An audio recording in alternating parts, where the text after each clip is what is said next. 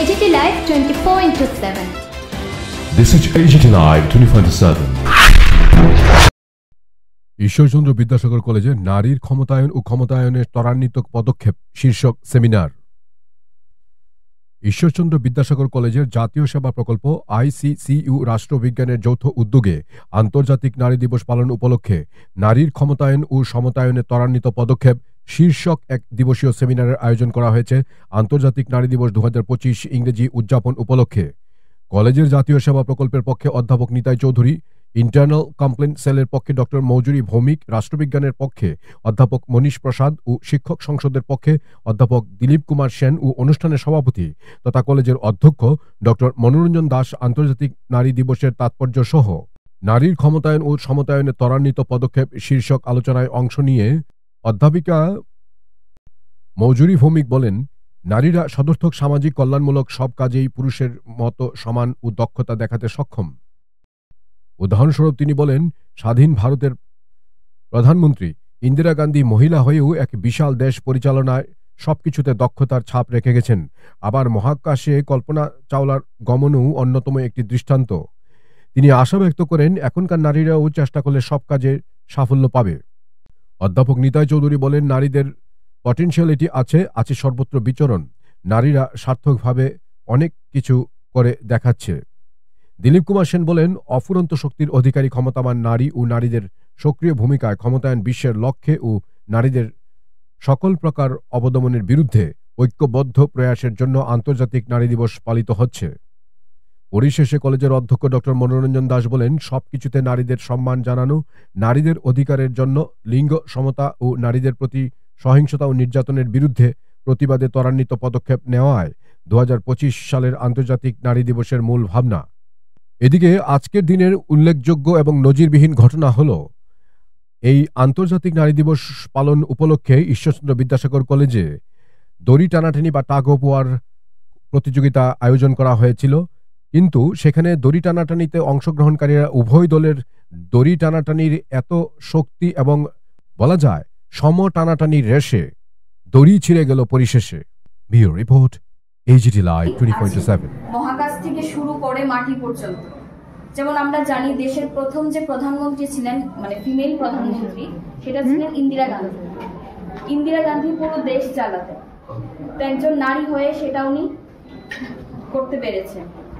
তেমনি কল্পনা চাওলা, যিনি অ্যাস্ট্রোনট, যিনি মহাকাশচারী, উনি মহাকাশেও গেছেন। তোমরাও চাইলে আগামী দিনে সেই জায়গাতে যেতে পারো।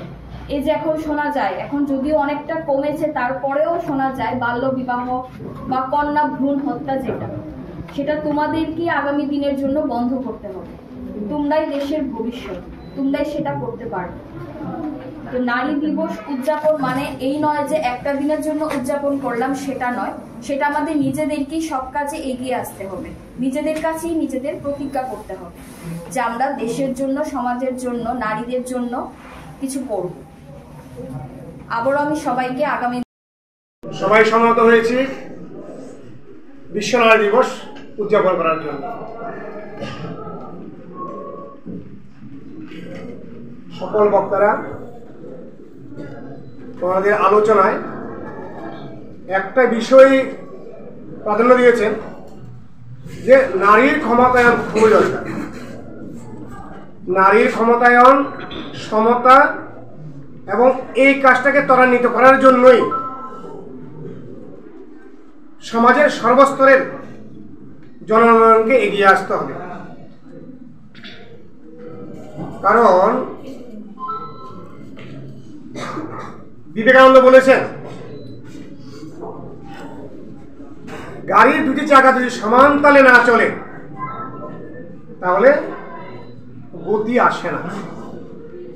ঠিক তেমনি নারী এবং পুরুষ উভয় লিঙ্গের মানুষের সমান উন্নতি ত্বরান্বিত না হলে সমাজেরও প্রকৃত অর্থে বিকাশ সম্ভব নয়।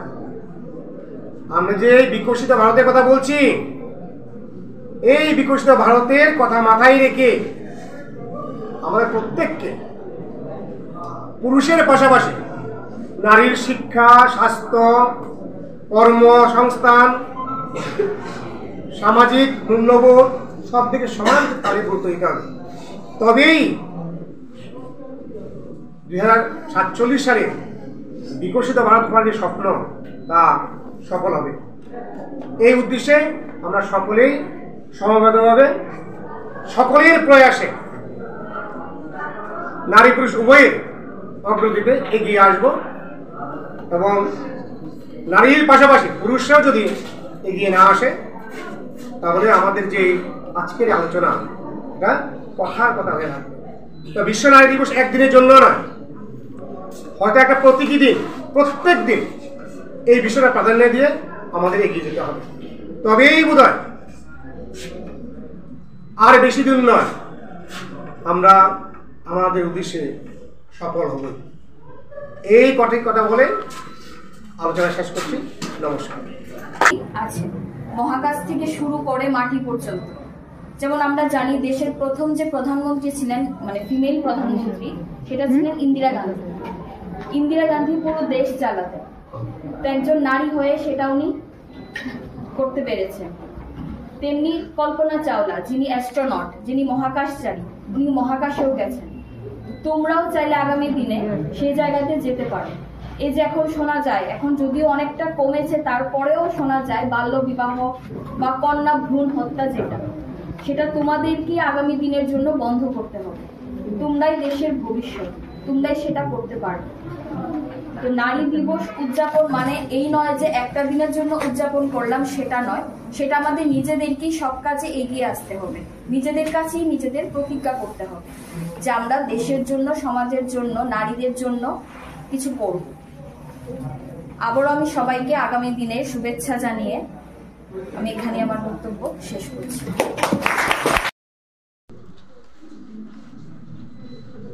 আজকের এই মহান সভায় আমাদের সামনে উপস্থিত আছেন আমাদের কলেজের প্রিয় প্রিন্সিপাল স্যার, আছেন ম্যাডাম, আমার সহকর্মী Manish sir, Dilip sir, Nitai sir এবং প্রিয় ছাত্রছাত্রী, এবং অবশ্যই আজকের এই প্রোগ্রাম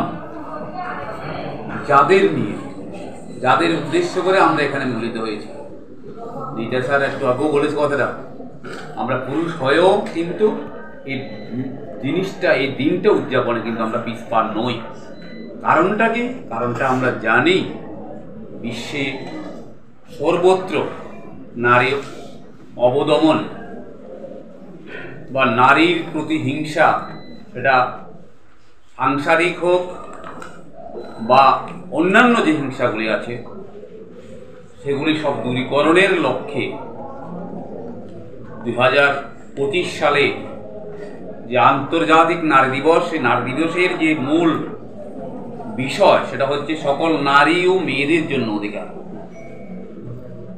2025 যে রানিং বৎসরটা, সেই বৎসরের নারী দিবসের যে থিম, সেই থিমটা হচ্ছে সকল নারী ও মেয়েদের জন্য অধিকার, সমতা এবং ক্ষমতায়ন, ক্ষমতাবান নারী, ক্ষমতায়িত বিশ্ব। এই কয়েকটা কথা। ক্ষমতাবান নারী, এই কথার দ্বারা যে জিনিসটা বোঝানো হচ্ছে, অফুরন্ত শক্তির অধিকারী তোমরা। এই সমাজের মা, বোন, মেয়েরা সকলেই অফুরন্ত ক্ষমতার অধিকারী। আমরা পৃথিবীর আলো দেখছি তোমাদের কল্যাণে, সেটা আমরা একবারও অস্বীকার করতে পারবো না। অথচ তোমাদের কল্যাণে আমরা বিশ্বটাকে দেখছি, কিন্তু দেখার দৃষ্টিভঙ্গিটা যেরকম হওয়া উচিত আমাদের, আমরা কিন্তু সেই রকম করতে পারছি না। এই জায়গাটাতেই হচ্ছে আমাদের সবচেয়ে বড় দুর্ভাগ্য। যেখান থেকে আমরা জন্মগ্রহণ করছি, তাদের প্রতি অন্যায়, তাদের প্রতি অভিযান, এগুলি আমরা করে যাচ্ছি। সেখান থেকে মুক্তির লক্ষ্যে মেয়েদের যে লিঙ্গ সমতা, যেটা অত্যন্ত গুরুত্বপূর্ণ বিষয়, মেয়েরা যেখানে অবহেলিত, অবদমিত হচ্ছে, সেই জায়গা থেকে মুক্ত করার জন্য স্বাধীন চিন্তায় তাদের প্রবেশের অধিকার দেওয়া এবং বিশ্বে নিজেদের সুপ্রতিষ্ঠিত করা। যে আমরা কোনো অংশে কম নই, তার প্রমাণ আমরা বিভিন্নভাবে বিভিন্ন জায়গায় পাই। ম্যাডাম বলেছে, স্যার বলেছে, দেশ পরিচালনা থেকে শুরু করে মহাকাশ পর্যন্ত নারীরা কিন্তু এখন সর্বত্র এগিয়ে গেছে। সেটাই হচ্ছে আমাদের বিশেষ দিক। আমাদের ভারতবর্ষে জিনিস এখন 1 নম্বর নাগরিক ভারতের রাষ্ট্রপতি।